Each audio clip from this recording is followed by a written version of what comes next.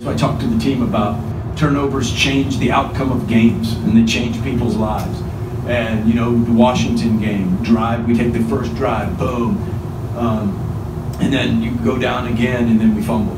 You know, and then Stanford, we get the momentum, we take it down there, we have a big play, fumble, and then we momentum, we get it down there again, and then we had that, you know, the interception off the trick play.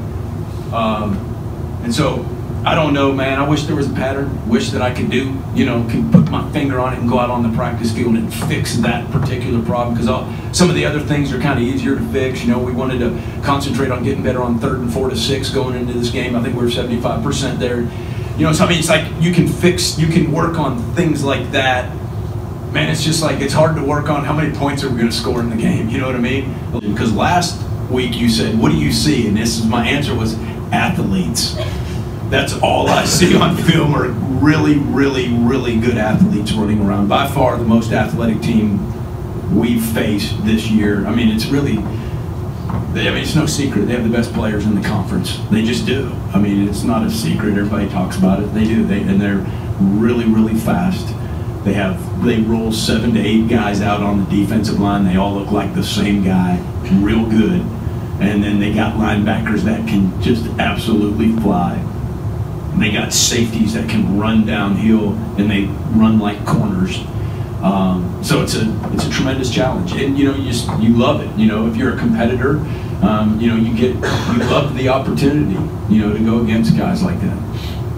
And we have Isaiah, and you know, those guys will take the bulk and all of the second team reps, and so we'll shuffle those guys in and out accordingly per type of situation, play, package, what we're thinking. We have certain packages where we want this guy in, certain packages where we're thinking this guy. You know, obviously you don't want to have Isaiah in there, you know, blocking, you know, freaking 6'3", 245-pound defensive ends on protection at times. So you got to be careful with who's in what you're trying to do. But those two guys will handle the bulk of that responsibility of backup running back. Do you think it's important to get some other guys some carries and not just have, you know? Yeah, you know, it is for running backs. I think it's important that you don't want a guy his first carry to be the third quarter. Sometimes it works out that way. One thing though, that Eno is one of those backs, and they come in all shapes and sizes, but Eno is one of those running backs we've discovered where he gets better as the carries he gets.